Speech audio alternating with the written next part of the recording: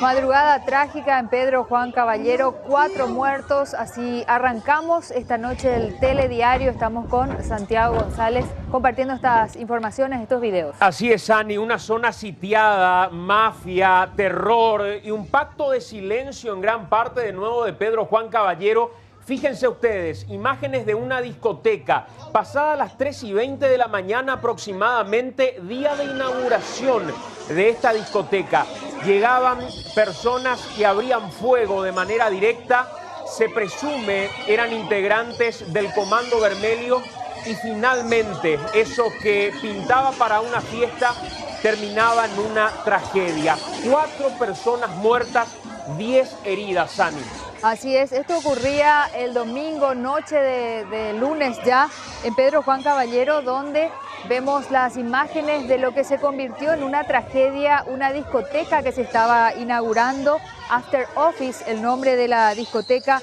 4 muertos en el día de la inauguración. Los presuntos autores llegaron armados, 2 personas que llegaron con armas de fuego, uno aparentemente, según las informaciones preliminares, con una pistola, el otro portaba un fusil y el resultado, 4 muertos y 10 heridos esta madrugada, ya cerca de las 4 de la mañana. Una ciudad que tiene en su memoria todavía hasta el día de hoy aquel macabro asesinato del empresario Jorge Rafat y que hoy de nuevo se encuentra en plena madrugada con las balas, con armas de grueso calibre, armas que vamos a detallarles en esta edición del noticiero en vivo desde el lugar de los hechos. En primer momento estuvo en este mismo lugar nuestro compañero Marciano Candia y se sumó Aníbal Espínola a este equipo periodístico de Telefuturo que hoy va a traer detalles exclusivos de qué fue lo que pasó en esta noche de terror, donde 4 muertos en total dejó como saldo y 10 personas heridas este tiroteo en esta discoteca. Y ya vamos en vivo y en directo hasta Aníbal Espínola, quien está justamente allí frente al local y nos va detallando cómo están avanzando las investigaciones. Aníbal, buenas noches, ¿qué se sabe hasta ahora? Dani, Santiago, audiencia de Telefuturo, buenas noches. Y aquí está frente al local, a las entradas, en las puertas de acceso, a este local llamado After Office, que el sábado pasado reabrió sus puertas, se mudó de lugar, de local, porque necesitaba un local mucho más amplio debido a la cantidad de gente que acude a este lugar. Cuentan que ese día, o sea, ayer, vendieron 220 entradas, pero vamos a pedirle al señor director compartir algunas imágenes para ver el momento exacto del ataque. Y fíjense ustedes y vean en imágenes un automóvil color, en las imágenes se ve de color blanco. Sí. Y avanza. Estamos nosotros sobre la línea fronteriza, por supuesto la Paraguayo, y a metros nada más, a 20 metros está Brasil, del otro lado. Y a media cuadra de aquí, el automóvil blanco toma esta avenida ya en el lado paraguayo. Y fíjense ustedes, el que iba al lado del conductor, el acompañante del conductor es el primero en descender y en realizar los primeros disparos, que en este caso matan a Felipe Alves, Ivanilson Moretti, alias Grandao o Filote, quien según los investigadores era el objetivo principal de este ataque. Después descienden otras 2 personas sentadas en la parte posterior del vehículo y empiezan a realizar disparos también. Aníbal, eran 4 personas en total según lo que estamos viendo en este preciso instante. Bajan las primeras 3, el conductor avanza un poco y fue todo muy rápido, duró segundos nada más, Aníbal.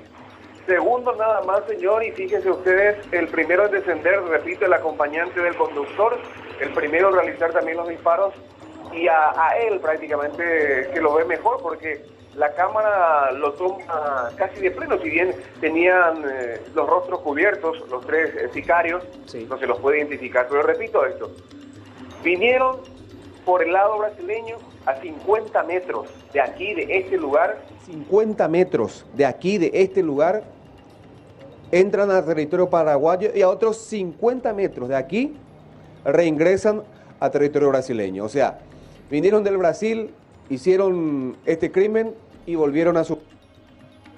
Volvieron al territorio brasileño. Sí. Tani, y le pido a Pino Recalde, el camarógrafo, Sí. para mostrar estas imágenes. Aquí se ven, miren, los orificios de las balas. Y este es el orificio mayor, digamos. Porque en el video se observa que la víctima estaba de espaldas. El alias Grandao. Ahora, Aníbal, si Y buscaban... aquí se producen los disparos. Si buscaban a esta persona particularmente, y luego vamos a ampliar los detalles con ustedes mismos de quién es una de las víctimas, ¿cómo tan rápido pudieron identificar que esa persona estaba de espalda en ese mismo lugar? ¿Tuvieron que haber hecho alguna pasada anterior? ¿Tenían alguna campana adentro? ¿Cómo actuaron para identificar precisamente a la persona a la que querían matar? Y las dos opciones que está dando son sumamente válidas, Santiago. Evidentemente lo siguieron, sabían cómo estaba vestido probablemente, y no hay que descartar. Estaba vestido probablemente y no hay que descartar bajo ningún sentido que tenían campanas aquí adentro o algún otro punto muy cercano de aquí, diciéndole, porque cuentan que el hombre, el objetivo, llegó a las 3:20 de la madrugada aproximadamente. Claro, Atestado de gente. Entonces, dispusieron acá algunos sillones, Sí. algunos puffs. Y entonces, 5 minutos después, ya se produce el ataque. Y vamos a conversar, porque estamos, y le agradecemos la presencia a efectivos policiales del Departamento de Homicidios, como así también al fiscal Samuel Valdés, el fiscal que tiene a su cargo estas investigaciones. Fiscal, buenas noches, gracias por su presencia. Y cuéntenos, ¿qué es lo que se sabe de todo esto? Es cierto que es una disputa entre facciones del PSC y así también del Comando Vermelho que tratan de, digamos, de convertirse en los amos y señores de esta zona en cuanto al narcotráfico. Sí, buenas noches, Aníbal. Es así, estamos nosotros investigando, existen una rivalidad de dos facciones, sabemos si son del PSC, del primer Comando Capital o del Comando Vermelho. Eso estamos averiguando nosotros, pero de que están disputando, diríamos, ocupar o poner como líder a alguien aquí, están realizando. Y notamos eso por las calles, tanto en la ciudad de Punta Porán como Pedro Juan Caballero. En forma constante hay tiroteos, persecuciones por parte de personas desconocidas. También notamos la presencia de ciudadanos brasileños con frondosos antecedentes. Algunas veces son aprehendidos por la policía, ya sea en la vía pública o en un allanamiento. En la mayoría expulsamos a estos ciudadanos brasileños, pero así como expulsamos, están viniendo, si expulsamos 5, están viniendo 10. Es un problema que notamos que está ocurriendo actualmente en la frontera. Decía usted, fiscal, vinieron de Brasil, mataron aquí y volvieron a Brasil. Sí, conforme a las evidencias que hemos recogido por los lugares alrededor de la escena del crimen, notamos de que así ha ocurrido. Ellos entraron al territorio paraguayo, cometieron el hecho ilícito, como ustedes verán, aparentemente 3 sujetos se bajaron, dispararon y volvieron nuevamente al territorio brasileño. ¿Por qué cuesta tanto combatirlos?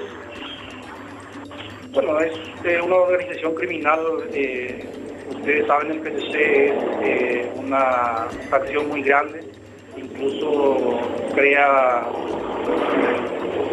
un enorme problema al territorio brasileño y están administrando dentro de los territorios nacionales. Yo creo que hay que combatir de ello. Ahora vamos a molestar al comisario Cristian Toledo, quien es jefe del Departamento de Homicidios aquí en Pedro Juan Caballero. ¿Qué es lo que se tiene? ¿Solamente este video?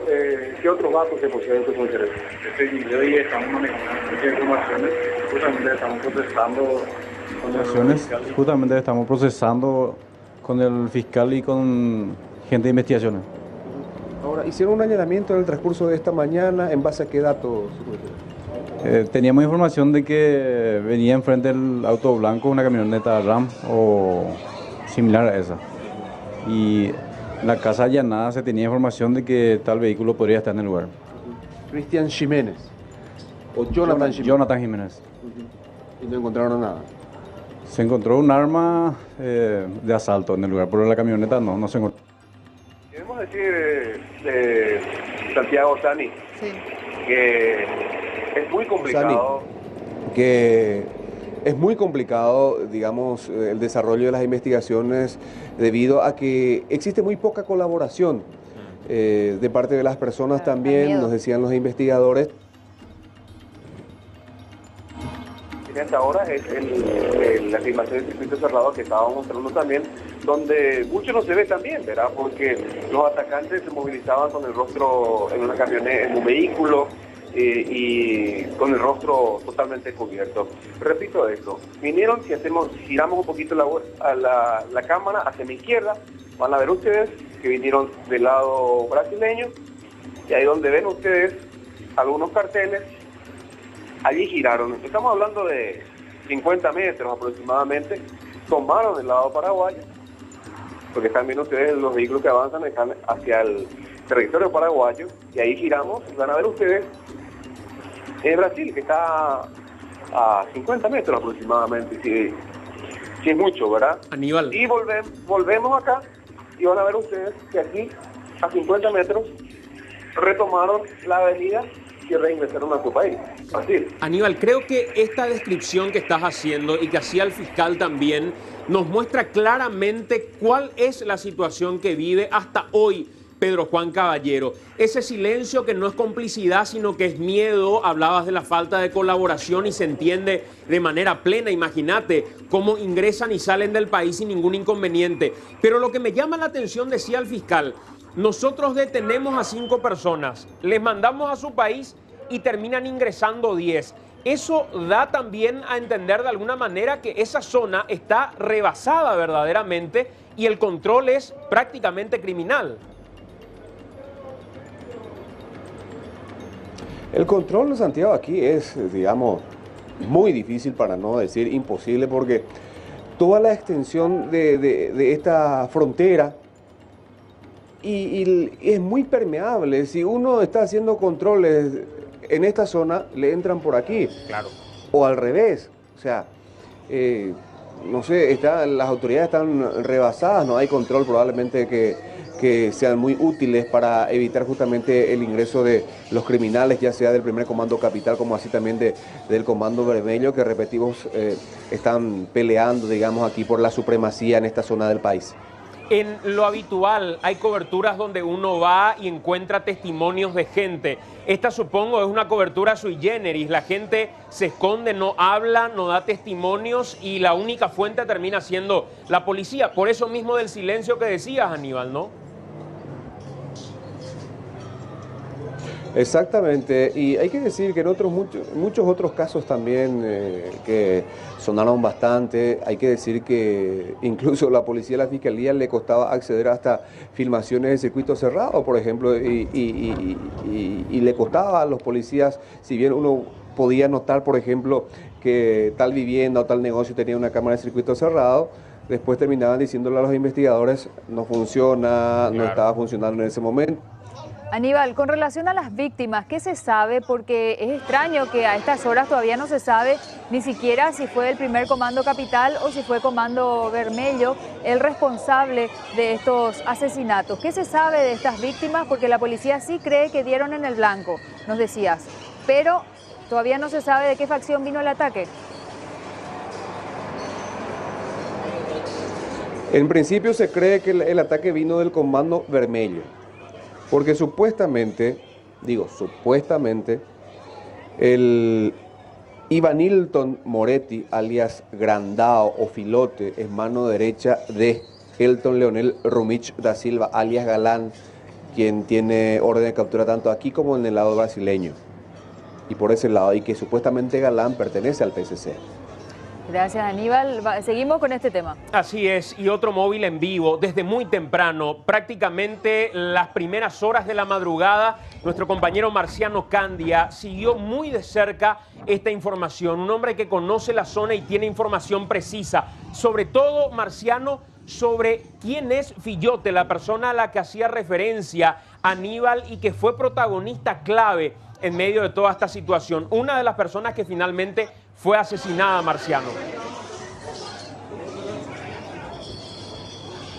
Sí, así mismo es. Buenas noches, Santiago. Efectivamente, se trata de Ivanildo Moretti, que sería el brazo derecho de, en este caso, de galán de Elton Leonel Rumix da Silva, que sería el blanco principal de este hecho, de este asesinato, en la cual fueron víctimas ellos esta madrugada aquí en el lugar donde estamos justamente parados, porque justamente en el lugar donde yo estoy parado en este mismo momento, en este mismo lugar se cayó prácticamente él muerto al lado de una mujer, y el otro, que presumiblemente sería de su guardaespaldas o de su custodio, se cayó al otro lado donde estaba la mesa, específicamente un sofá.